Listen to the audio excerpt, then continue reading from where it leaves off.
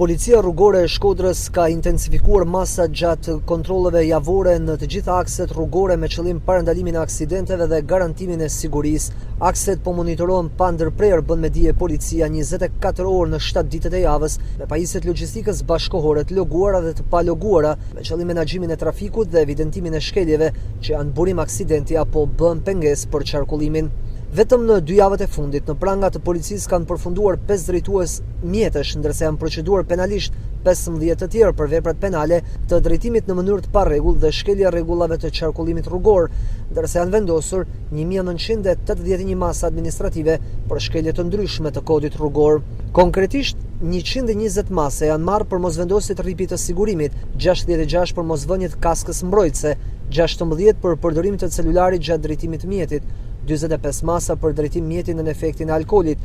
244 masa për tejkalim të normave të shpejtësisë, 267 masa për parakalime të gabuara, 724 për qëndrim të gabuar, 89 për mosdhënie përparësie të këmbësorëve, ndërsa 410 masa janë marrë për shkelje të tjera të kodit rrugor.